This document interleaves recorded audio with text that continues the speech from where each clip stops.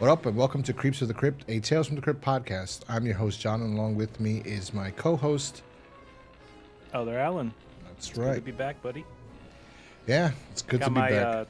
I got a Terrifier 3-cup as we do this podcast. I left mine where I saw it. I gave it to my sister-in-law because I didn't see it here. But yeah, so how'd you like the movie? We'll do a little quick review, another review. We'll get Alan's review because my review's up on my channel at Ghost Crusaders TV on YouTube or Rumble. But yeah, so what's your review of this movie? I know it already because we speak, so I know, but... Yeah, we talked about it on the side. I mean, we weren't really planning on any formal review besides yours. Yeah, I mean, check it out, guys, if you haven't seen it. I'd say no. I really enjoyed it in the I guess way it was intended. Like you're going for these movies for the horror aspect and just the practical effects and gore and violence. So it definitely delivered on that. I don't think I was as prepared as I thought I would be for this one. This one hit harder than the second one. And that one, I thought it hit pretty hard already. But yeah, I enjoyed it for what it is, and I'm glad that it's doing well. And for such a indie movie like this to be successful and have the audience that it's gathered, it's pretty remarkable. Especially it being a movie that's unrated. I don't know how it works in theaters since I'm obviously over 18 or 17. I think you have to have an adult or what's it called, guardian with you to watch these unrated movies. Yeah, well, I don't know about how it works now technically because I'm too old to care. But I don't have kids. It doesn't apply to us now these days. But I went there's a lot of teenagers in there in my theater. Wow. Go see this. Yeah, I guess. I mean, and especially now when you can get the tickets online and they don't check. I don't think they check for ID at all. The theaters can't. I mean, no, they don't check. You know why? Because they need money. So what they don't give a shit. If they bought the tickets, so however they got the tickets, somebody has to have a credit card to get them the tickets, right? So they got the tickets. That's my thought process. Yeah, especially with a movie like this being available. Like I know the way that the MPAA works is just a way for your movie to be able to make it in as much screens as possible. But nowadays theaters are not doing well, so I think they'll accept anything at this point that people that they know people will go see, and this was one of them. I mean, it beat Joker 2, but it's not the most remarkable feat, but it's like the second week that Joker 2 was out, and this movie beat it with $18 million, I think, on the first week. Yeah. But on a $2 million budget, that's really impressive. Yeah, I know. Let me actually see. I haven't checked this one. And I'm glad that David Leone didn't really Damien Leone didn't like give in to the Hollywood system because otherwise they would have just sanitized the whole series if he did. He's doing well without it, really. It grossed 36 million so far domestically. Worldwide 41 million. Almost 42. 41,643,000. So that's good. That's great for a movie that cost $2 million. Yeah. That's amazing. Yeah, I was reading the actress that played Sienna was posting about it, and it's like the highest grossing unrated movie. Oh, so really? That's pretty impressive. Yeah. Oh, yeah, that's very impressive. I mean, $41 million so far, and it's got a little bit longer than Joker does. Joker's going to be out on. We're recording this in the second to last week of October, and Joker 2 is coming out like before Halloween on streaming, I think. So people could watch it at home and kill themselves because that's basically what they're going to be so depressed watching. I didn't see it. I just heard so many people saying like how terrible it is. And it was basically like a screw you to the fans that liked the first one because they didn't want people to like the first one, basically. So it's like... that might be a topic of discussion for a long time. Who knows if there's anything that came out with the director, if a lot of what they did was intended they have way, or it's just I think it's just a matter of they gave this guy a budget and whatever he wanted to do, and I don't think he really wanted to make a sequel. I mean, this is another L by Warner Brothers yet again, making a terrible business decision, and it blew up in their face. So I mean, it's gonna happen. These companies aren't gonna be around much longer. If they just stuck with the same budget or less, it would have probably made his money back. Oh, they had the budget on this was like what, triple or than the original? I don't know, it's 200 million, I think. Like the first one's like 10 million. So it's, whatever it is, it's a ridiculous amount. But anyway, people, we're here to talk about Tales from the Crypt. I just wanted Alan to give out his little review for Terrifier 3. So you did like it. I liked it a lot too. You should check it out if you haven't seen it. And this will be out the week before Halloween, so you should definitely check it out. Check out John's cameo in it. He plays a security guard in the mall. That's right. I'm not actually, that's not me, but it looks like me. He's a bald, fat Spanish guy. He's a security guy, so yes. But anyway, we're here to talk about Tales from the Crypt, Season 3, Episode 13, titled Spoiled. It was released on August 21st, 1991, and it was directed by Andy Wolk and written by Connie Johnson and Doug Rahming. And Connie Johnson hasn't done anything. She's an associate producer on a few things, actually. Not that many things. I think like 3 things. She's an actress in 3 films, I think. 3 TV things. This being one of them. Actually, not... Okay, she was in an episode of Tales from the Crypt, but she was in My Brother's Keeper. She played the nurse in My Brother's Keeper that at the last scene in that episode. Doug Rahming has written nothing. And Andy Wolk has directed many things for TV. This was like his 3rd thing also. It's like this was everybody's like initial entry into film and television, I guess. And he directed some of the notable things that I saw through his IMDb. He's got a lot of TV shows. But NYPD Blue and the Sopranos episode Boca, which I believe is the episode where Tony is antagonizing Uncle Junior because Uncle Junior likes to go down on women. And then, because that gets let out, and then Uncle Junior has the best line of all time in that episode where he tells her, "You stupid fucking blabbermouth cunt!" But yeah, so he's done good stuff. But anyway, why don't you give us a little synopsis about what this episode's about, and then we could discuss the episode. Yeah, the episode centers around a character named Janet. She's kind of a sexually frustrated housewife whose husband is like some kind of doctor, and he spends a lot of time in his lab, or he's got like this laboratory set up in his basement, just kind of working on his research for a new anesthetic. And she pretty much just is just kind of craving the D, is craving the attention of her husband pretty much, and she kind of gets lost in like the housewives of I guess during that time, or maybe now, I don't know if there's any of those here and there, because it's the economy is not doing that well right now unless you have a really good job for a single income. But she just gets lost in soap opera, so she kind of starts acting out her fantasies in more ways than one with the soap opera she gets into and then a couple more things with the cable guy that comes over, played by what's his name, we didn't say that. Anthony LaPaglia. So he's in this episode. Yeah, he plays the cable man Abel. He's the cable guy. He's the cable man Abel. Cable Abel. And then we have the housewife, which is played by Faye Grant, which I might add, I looked at her IMDb, and for some reason I wanted to see if she was alive or dead, because I thought she was very cute in this episode. I was like, she's attractive, right? I was like, I'd be happy to be married. Yeah, she's not bad looking. She kind of reminds me of John Ritter's widow. I know during that time she got that, red hair and everything. She kind of looked like her too. Well, and she was married to Stephen Collins. Stephen Collins is the dad from Seventh Heaven, and I think she recorded her husband in therapy talking to a marriage counselor about how his niece, I don't know whose niece, one time might have touched his member.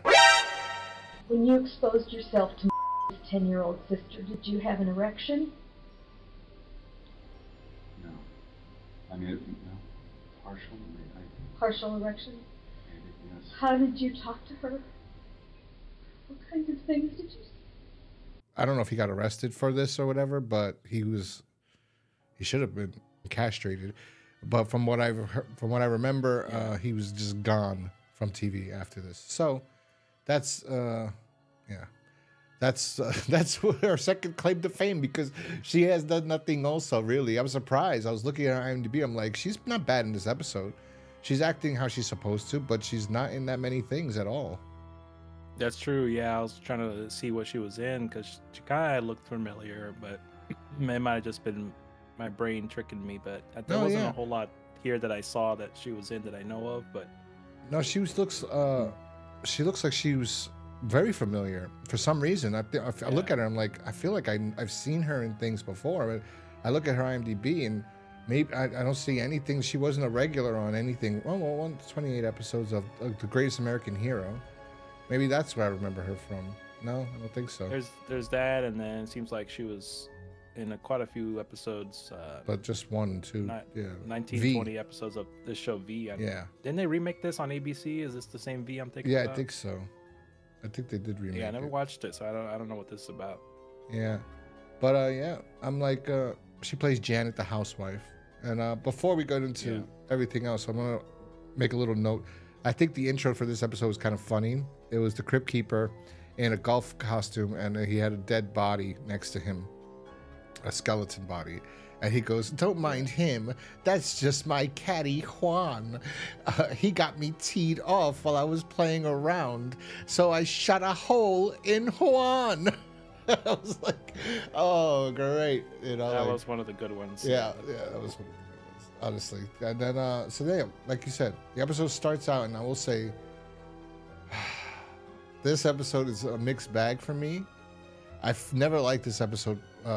Watching it when I would watch it just for leisure or pleasure or whatever, rewatching the series.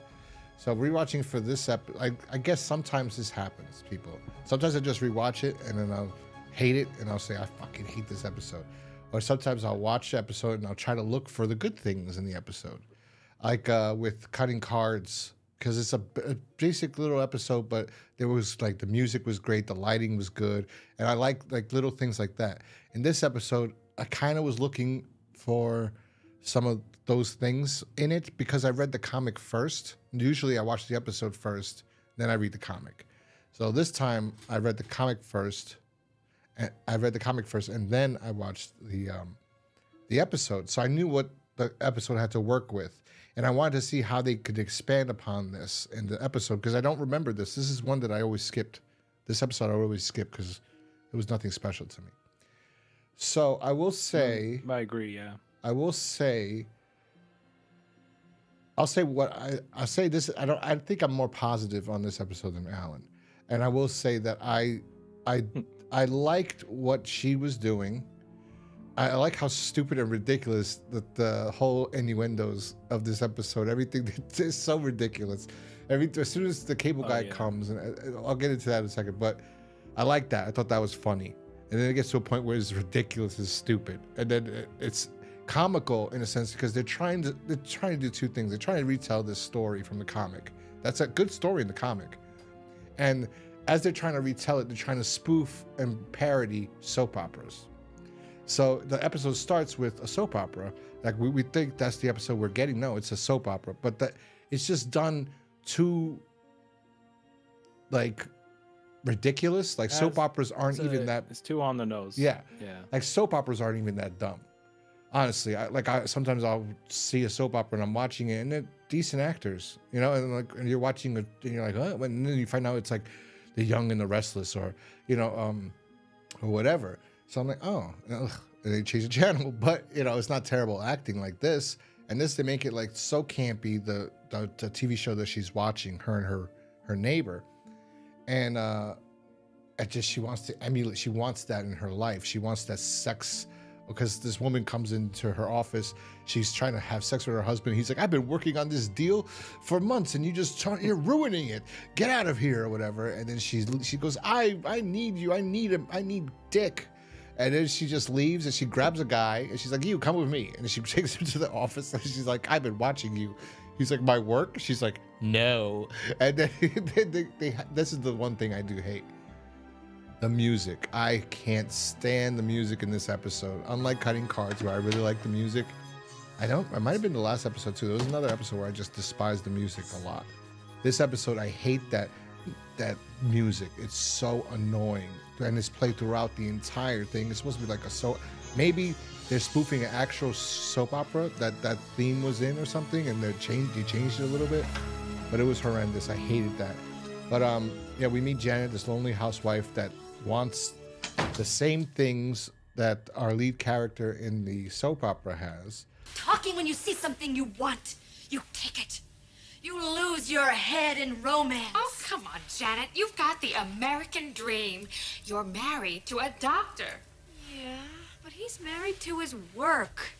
His stupid research, his fancy pants operations. Well, I want Fuchsia's life. Hot passion. Ooh. Steamy romance. Danger. Yes, that too.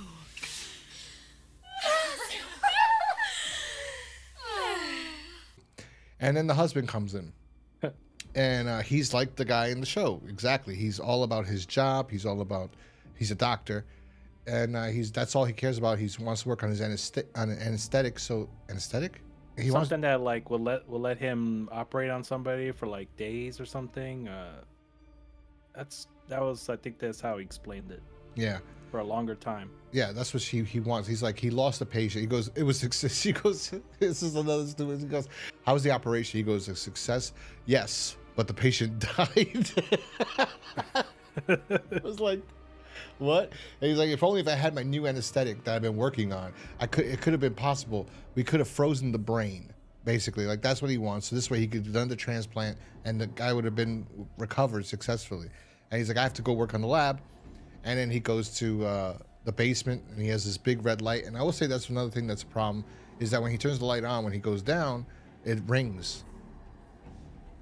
But that's the only time it rings. It doesn't ring later on any other time, turning on or off. So, I don't know, whatever. It's just letting the audience know. Forgot about that part. It's just letting the audience know, look over here. You see? Just look over here. And then when her friend leaves, she has a fantasy, a daydream, of her husband coming back upstairs and saying, darling, how could I have been so stupid? Like, I've been exploring my medicine and I've been neglecting my poor wife who needs hot, steamy passion. And then he starts making out with her, and then you see it's a daydream because the neighbor comes back in. And she goes downstairs to do, like, reenact what she saw on TV. And he's like, what the hell are you doing here? You're ruining everything. Get out of here. He's like, I don't have time for this. I told you, with the lights on, don't come down here. And then she goes, oh, you're neglecting me. And he's like, go do something, right? Like, go get out of here. Leave me alone. Go take care of yourself. Hang out with your friends. Like, do whatever you have to, but I need to work on this. Like, this is going to make us, not only is this going to be a big deal for medical science in general, but it's going to make us, I guess, a little bit financially successful or wealthier or whatever. But she doesn't care. She's a horny housewife that hasn't gotten it in who knows how long. So she goes up. She goes upstairs, and somehow, I don't know if it's here. Oh no, she watches the show again. This is what happens. I remember, and it's getting hot and spicy. Also, we see that the doctor's working on using the anesthetic he's developing on a rabbit, Mr. Something, and so she's upstairs working out. And it's another episode she's watching of the guy basically almost naked, just in a Speedo. And the woman on the TV, it's basically like a porn. She's basically watching like a porn. It's no different than a porn. Softcore porn Yeah, she's watching. It's like a 70s porn. And then especially the hairstyle and everything. And then the guy's there, and the husband shows up and he takes out a gun and he shoots. Well, before he shoots, the TV goes out and she's all into it. And she's like, oh. And then she runs downstairs to see the TV, and that's out too. And then all of a sudden she's like, oh my God. Her neighbor comes in. She goes, did you see it? Did you see it? He goes, no, what happened? And her neighbor told her that what happened, that in the show, the guy shoots the other man. The husband shoots the lover in the groin. And they're like, oh my God. And then she goes, oh, you have to get cable. And then she goes, oh no, my husband won't get cable. He thinks it's like useless. He goes, useless? CNN, useless, this, useless, that, useless. She goes, no, you gotta do it. It's whatever. And then HBO. Yeah, HBO. So then she, I don't think she doesn't have a conversation with her husband convincing him, but she gets it because the next scene I believe is Abel the Cable Man.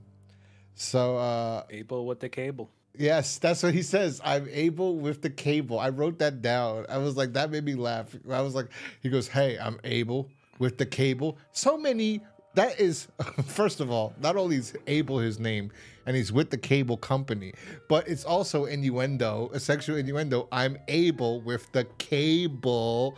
Get it? So I was like, oh, fucking God. Yeah, So, the whole episode is sprinkled with the innuendos. I mean, it's very on the nose. Yeah, you could tell that's what their intention was, and also, like you said, poking fun of soap operas as well. mm-hmm. So I can't say that some of it really worked for me, but I get what they were trying to do. Yeah, as after she goes, I'm Abel with the cable. She's like, you sure are. And I wrote down this stuff. And then he goes, yeah. I gotta, this is not gonna take me long the first time. Because he goes, when do you want it? And she goes, oh, like, when do you need it or whatever. Where do you want your box? Yeah. And he goes, she goes, I could fit it anywhere, right? And then she's like all like flustered, and she looks really cute for some. I'm like, I think that's why I liked it. I think I was really attracted to her in this episode. There's that, and then the scene of him putting the male and female. Yeah, cable I wrote together. that down too. For anybody that grew up on cable, it's like that white cable they put together and the whole box back when you watch TV on the cable box. He says the first one will be easy. Right? He goes, the second one's the one that's going to be a little harder. The first one's like bing, bang, boom. And he goes to the second one, that's the fun or whatever. And she's like, she's like a dog in heat. And then the other one with his wrench is like... Got quite a tool there. It's huge. It's not the size of the tool, man. It's how you use it. I wrote that down. You have quite a tool. It's huge. Phillips do so much screwing. Yeah, and then so all this innuendo and everything being said, right? And then later, she goes back to her husband because he made her all horny, right? So she's all dressed up like a fucking, oh God, in this nice white lingerie. Like white lingerie, which is sexy. First of all, it was like, ugh. After she watches the show, of course. After she watches her show, and she finds out that the wife goes to the husband that's in jail, and has sex with him in jail. Then she's like, because the wife does it in the soap opera, so she's just mimicking everything she's seeing in the soap opera. She's like an idiot, and he's like, I told you not to come down here. Now this guy is a total ass, because once you see your wife like that, you don't throw her away. You say, you know what? This could wait because the rabbit could be dead already since I'm mutilating this creature. My wife needs attention, obviously. This is better than the comic book. I would say this portion of it right here in this beautiful white lingerie. I mean, my God. She's like the perfect 90s girl. Woman. I think, wow. She's very attractive in this episode. The husband's played by Alan Reich. Or Rachins, Alan Rachins, or Rachins, however you pronounce his name. Sorry, he's still working. I don't know him from anything, but he works in a lot of things. So out of everybody, him and Anthony LaPaglia are the ones working the most. But again, he puts cold water on her and tells her, listen, don't you see what I've been working on? If I could keep him alive for another week. And she goes, you care more about this buddy than you do about me? Come on, please, fuck me, please. just give it to me. And he goes, I can't do this. And then she knocks over some of his whatever it's called. And then he screams at her and tells her to leave. And she's like, I can't. And he's like, get out. Go out. Go do something. Plasma, he said. Yeah, so then Abel left her his card before he left the last time. So she decides, I think she decides to call Abel for some ass. And it's funny how he shows up with it in his uniform still. And it's like, it looks like it was like night outside. I know. It's like 10 o'clock at night. She calls him and then he shows up and she's there in the same outfit. And then he's an idiot all of a sudden. That's why I think he played it wrong too. Because it would have been funnier. Nothing to Anthony LaPaglia. He's a good actor. He works in many, many things, right? But if he would have played it off, maybe there's scenes where he did play it off that way, where he is like a dumb person, right? Like he's just making all these sexual innuendos and doesn't know he's making all these, you know what I mean? If they played it off like that, then it would work here when she's dressed like this, and because she goes, you have an empty void in your life, and he goes, I do, but like he said it like he didn't know what she's talking about. And first of all, look at how she's dressed. She's dressed like that for you, bro.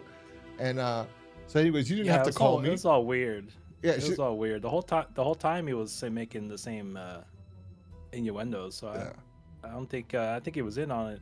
I don't know, because I think not this time. I don't know if it seemed. I know he should have been, especially just the way he played it off in the beginning. But then he's like, I don't know. He plays so stupid. And then in the back, he goes, "You didn't have to call me. The wires are just not connected in the back." And then he connects it, and then she's like, she pushes it, and he makes out with her.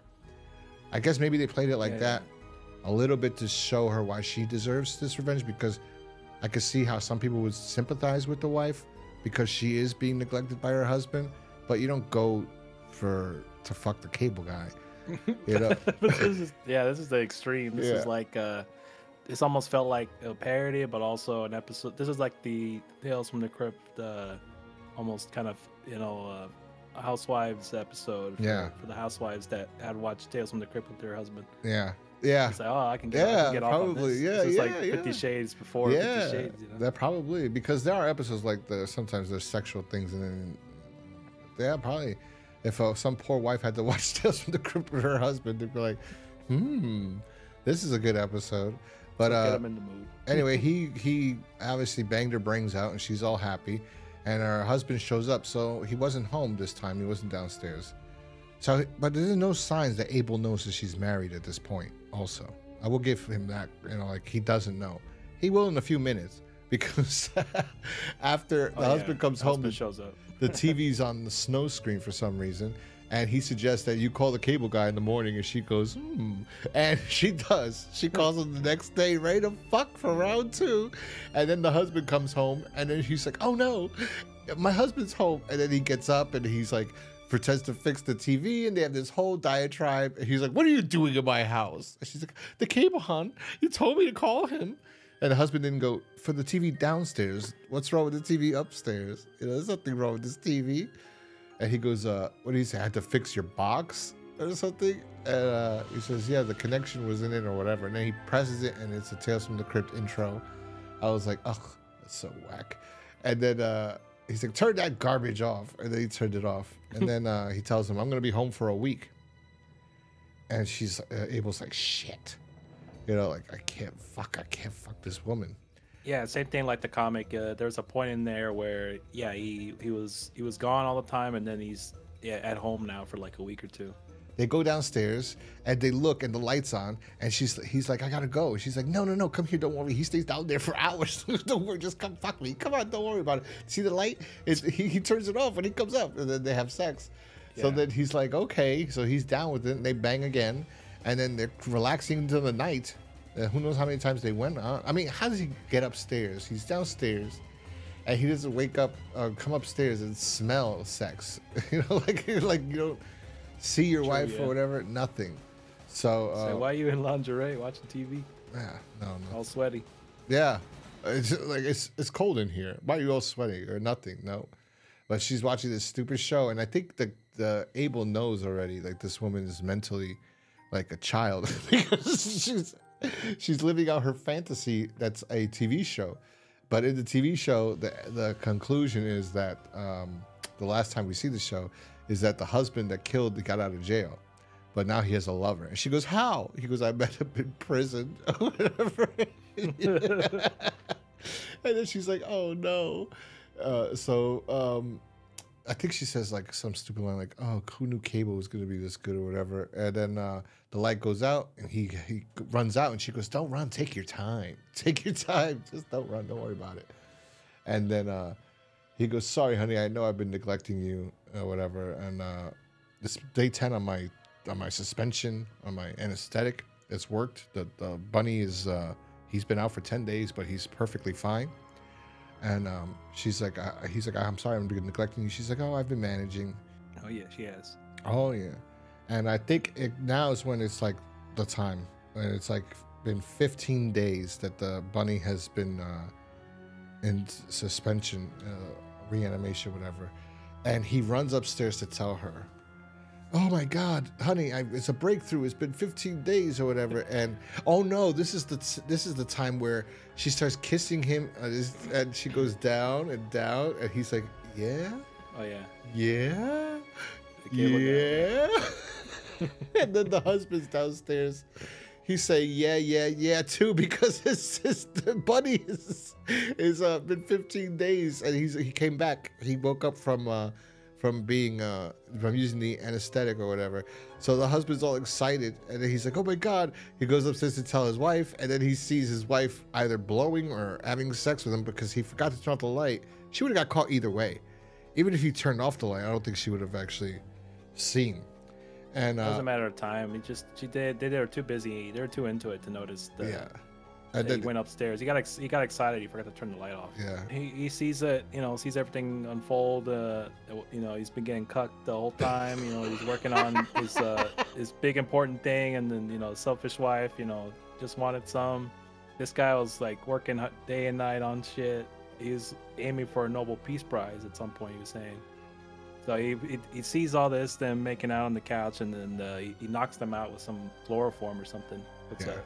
Puts a rag over their mouths, just like the comic.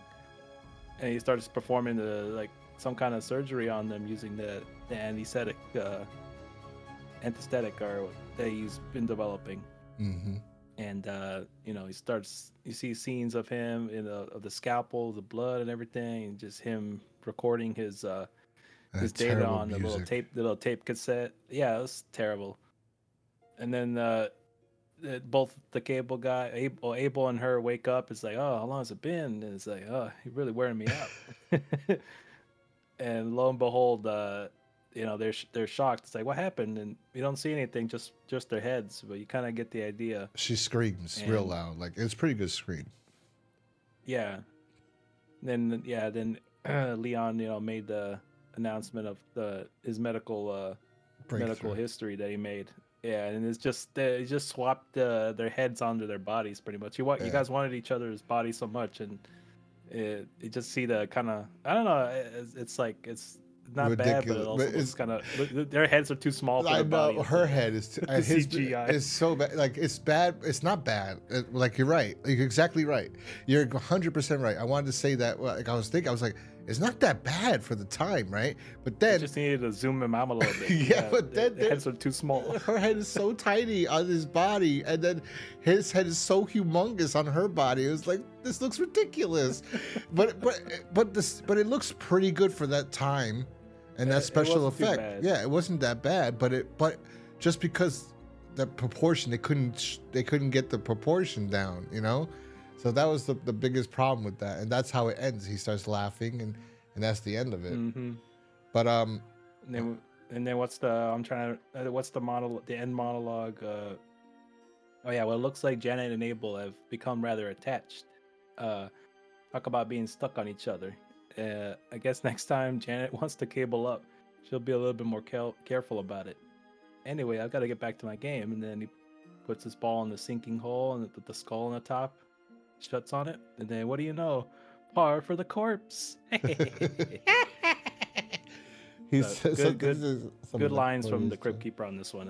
That's probably gonna give this one a good extra half star or star on this one for sure. I will say I liked the beginning. You liked it a little bit more than I did, huh? Well, I will say this: the comic is very good. Let's show the comic, and I know I'm a bad host for the people listening. Sometimes I'll say, "Look at this," and then people are like, "What are we?" I'm listening to the podcast. I'm not looking at anything. So right now, I'm showing the podcast. I'm showing the comic book strip that this episode is based off of. So just so you people know that are listening, if you're not gonna be able to see this unless you find our video online. So look up Creeps of the Crypt on YouTube, or Ghost Crusaders TV on YouTube, or anywhere else. So this is the issue, and why don't I just want to bring this up because this is a basic issue, like in a sense, it's a basic story, but you feel sympathy for the wife in the beginning until she decides that this is the difference, I will say, between the comic and the show. The wife just keeps calling him to come fuck, right? And in the comic, she gets off more on doing it home. Like that's what's getting her off more, because in the beginning you feel bad for the wife. In the comic, you do feel bad for her because she's like trying her best, and she's, and then she meets this guy at a bar. It's not like he comes to her house. It's just another guy who's also in a miserable marriage. and they both like fall in love with each other during this time period, and they want to be together. And then I believe he leaves. The husband leaves. He's going away, and or something. And then he goes downstairs, and that's when she starts enjoying having sex with Abel. While the husband is the husband's name is Abel in this one, not in the comic. They did a swap of names on this one, like, compared to the comic. Yeah. So the husband's name's Abel in this. So she's like, but she's such a bitch. Right here, she's like, enjoy the TV programs tonight, dear. Hope you weren't too lonely. And she goes, no, Abel, I wasn't too lonely tonight. After she just said the guy to leave the man she was with. I forgot, he was Leon, yeah. And yeah, so I don't know why they changed the names. Isn't that weird? Yeah, that was a little. Well, unless you read the comic first, yeah, it threw you off a little bit that they swap names. That's kind of like the slight difference with that one. And this one, it's pretty straightforward. And I kind of like the comic aspect of the beginning, because I like how they did that flash forward. It's like the first scene of the script is flash forward of them waking up, and then you see everything that happens prior to that. Yeah.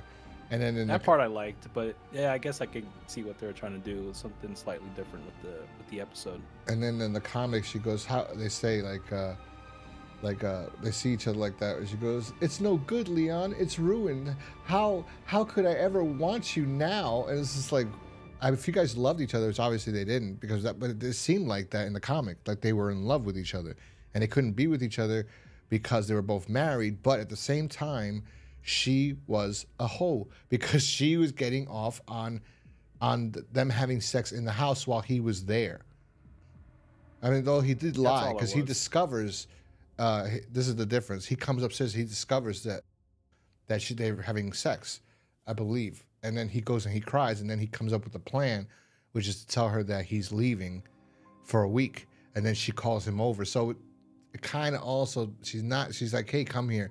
I don't know why they didn't get a hotel room, but whatever. We wouldn't have a story if they did. So she wants to be with him, and then he sneaks up and he gets them, chloroforms them and does the surgery in the comic.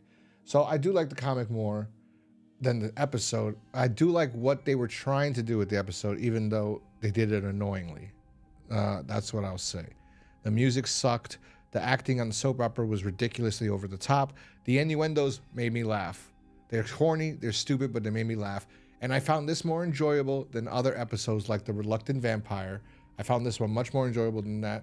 We will, hopefully, if everything goes well this week, we will hopefully one day in the future revisit those earlier episodes. But yeah, I liked it better than Undertaking Pallor.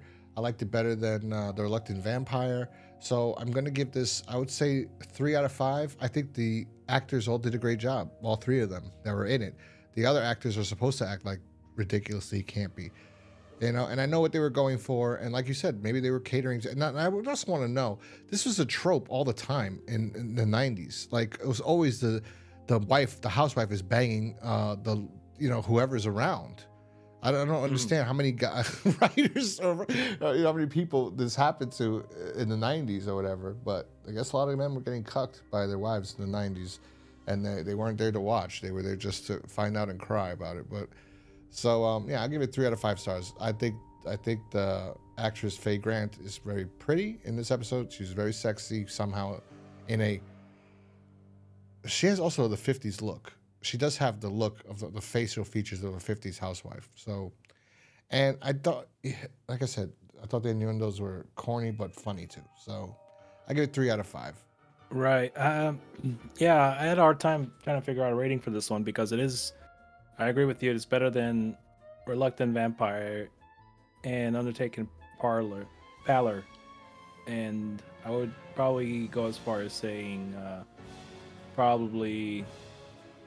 Yeah, I wouldn't say it's as better as maybe Morning Mess, but in comparison to those two, I don't know. It took me a while to get into this one, because I wasn't feeling it, but I guess the more we talked about it, I was kind of a little open-minded to the idea of this one, that at least what they were trying to do, something in line with, like you're saying, that was kind of like the tropes the housewives having the affair and everything, and them parroting the soap opera. I'll give it to them on that.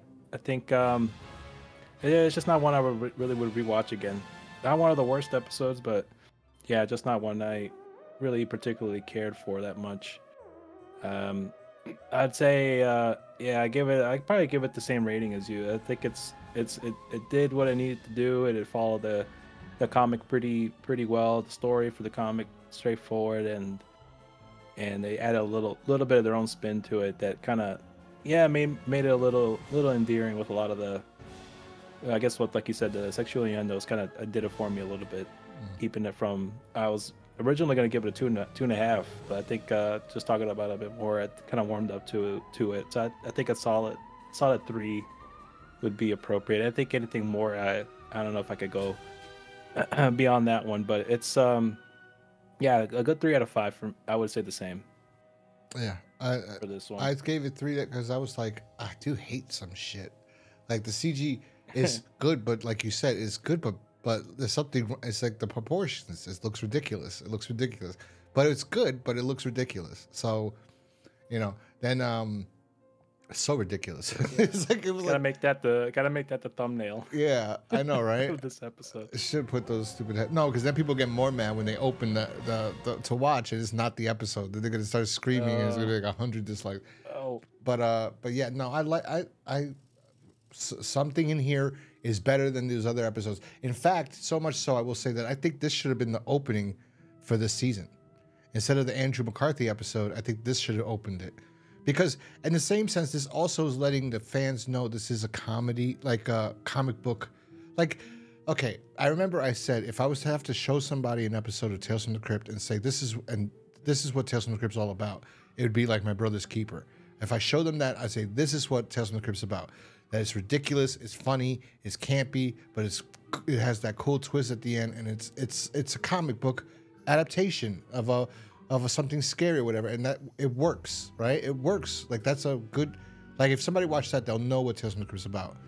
This is an episode where I feel like if somebody was to watch this, they'll get the idea of what the series is about. And I still think this holds up better than a lot of shows today. There's a few Creep Show episodes that are pretty garbage, and I think this is better than some of the episodes of the first season of Creep Show. That I only saw the first season, I believe. This is definitely better than some of the first season. One of the first episodes of Creep Show, for sure, that I know of. Oh, first season was pretty good. Maybe we'll start talking about those too, because those are, again, based off EC Comics. The episodes particularly are not, but the whole Creep Show was inspired by EC Comics. So, yeah, that's that. All in all, I give it 3 out of 5. 3 out of 5. I think it's a decent episode. I know I was talking a lot more than usual. Well, you really got into it, talking about the actress in it and how good she looked in it, and just the concept of it. So yeah, I was just trying to make chicken. I get salad out of chicken shit, honestly, because I didn't want people to say every episode we shit on, and this episode was a mediocre episode. It is a mediocre episode, but I like it more than the other episodes. I like it more. Yeah, a little bit more fun with it. There was stuff there that kind of have fun with it in a way, than the other ones. The other ones were just like, I mean, I get what they're doing, but it just wasn't working. At least with this one, it seemed like there was a couple of things there that was endearing at least. Hey, tried at least. It could have been worse. It could have been worse with if everyone was acting like Janet, it could have been worse. So it was good that you have like that's the good thing about not, you know what I mean? Like some episodes are like I don't know how to explain this. Like The Reluctant Vampire was so ridiculous. I hate that episode so much. That's like my it's least. Funny that one has a higher rating. I know. One, so I know. How, that worked. It also has a higher rating than I think a lot of episodes. I'm like, what? This is garbage. There's another episode of season. Again, folks, we're going off of like the user reviews on IMDb. Yeah, That's something we noticed when we mentioned it has higher reviews. Yeah, it's ridiculous. I will say, let me see. I'll tell you one thing. Go to all episodes for a second. I could agree with you. I could see this. I think this could have been a good opening. The second or third episode. Yeah. And then the trap after that one. See, again, the problem with the first episode of season 3 is not bad either. I've said this several times. The problem is we already had that episode in season 2. There was an episode just like that, with the zombie and then the ethnic spicy. So spicy is just so ethnic, isn't it? So we already had that. So why put that in the beginning? This one could have been the first one. It would have been funnier, cooler ending, instead of doing the same thing we already saw. So. And then we did get good episodes this season, but a lot of good episodes this season actually. But I will say, I can't believe the Reluctant Vampire is so high rated. I gotta re-rate. I rated it a 2. I'm giving it a 1. I really don't like that episode. I like Malcolm McDowell. I just hate that episode. But this season has some good ones. I think maybe I was a little harsher on Morning Mess because I don't know why. I gotta rewatch that one to see. I think I gave it a good rating, technically, but. I don't know. I don't know. That one isn't bad. It was just I think it was the lead actor. It just wasn't giving me what I wanted, and sometimes that's the problem with these, But so far, I think the Reluctant Vampire and the last episode, Deadline, were the worst too. Because the last episode was Deadline was so why would you pick this comic strip out of all of them? And especially if you did the ending totally different than the comic. The comic had a the comic was better with how they did it, but then changed it to make him out to be he already know just to be a serial killer. Yeah, that's what... I thought at first that this one was it had a lot of bad episodes, but I think I can only really think of 3, only maybe like 2, 3 that were kind of not the best, and then the other ones were decent enough. But season 2 will always be up there, one of the better. I know you didn't like Carry On. You didn't like Carry On Death.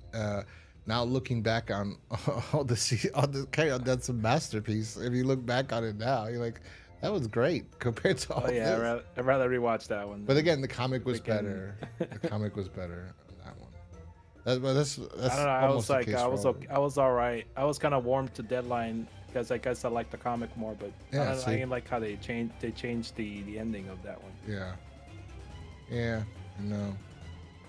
Yeah, what are you gonna do? Anyway, so we will be back with the final season of Tales from the Crypt for season 3, which is Yellow, directed by Robert Zemeckis. He returns after delivering us the amazing All Through the House, which, funny enough, was inspiration for Terrifier 3, which we talked about earlier.